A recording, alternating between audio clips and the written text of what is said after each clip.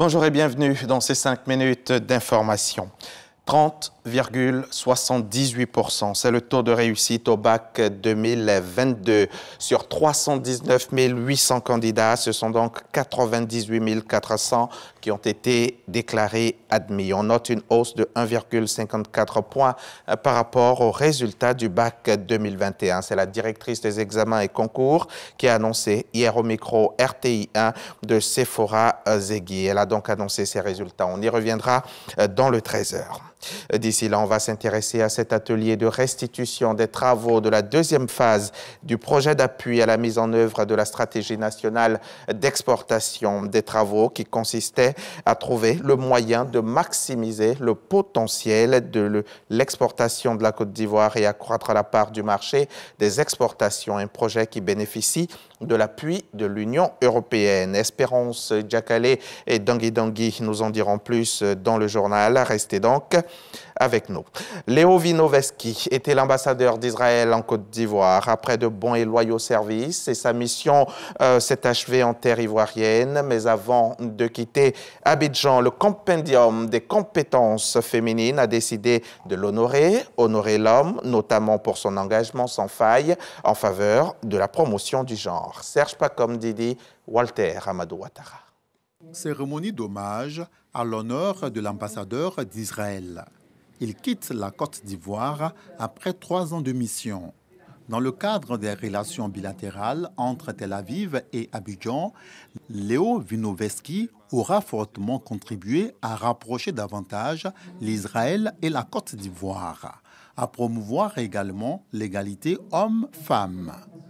Euphrasie Yao et ses collaboratrices du Compendium des compétences féminines, COCOPSI, expriment leur reconnaissance à l'ambassadeur pour ses actions en faveur de la chaire UNESCO aux femmes et au pouvoir de décision. Il a travaillé avec nous, main dans la main, sur des sujets qui tiennent à cœur à son Excellence, Monsieur le Président de la République, et qu'il m'a confié, notamment les questions d'égalité de chance, de la justice sociale, de la paix et de l'équité.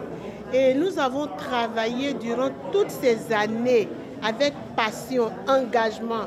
Nous avons partagé nos expériences entre la Côte d'Ivoire et Israël. Ému par ces marques d'attention, Léo Vinovesky adresse des remerciements à la présidente du Compendium pour avoir été d'un grand soutien durant sa mission en Côte d'Ivoire. Nous avons travaillé ensemble dans les différents domaines, notamment dans le domaine de la formation pour la femme, et pour la réconciliation, pour la paix, ensemble,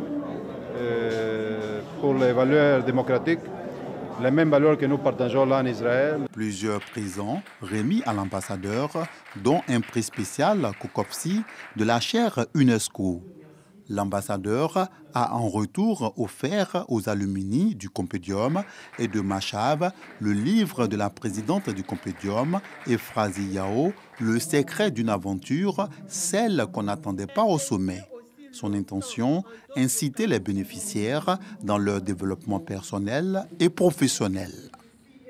Emmanuel Macron est arrivé hier lundi au Cameroun. Cela faisait 7 ans qu'un président français n'était pas arrivé à Yaoundé. En 2015, François Hollande n'était resté que quelques heures. Aujourd'hui, Emmanuel Macron rencontrera la communauté française, échangera avec des représentants de la société civile et de la jeunesse, mais surtout, il sera reçu par Paul Biya. Sur le plan économique, les intérêts français au Cameroun sont nombreux, mais en recul. Paris souhaiterait donc un meilleur climat des affaires.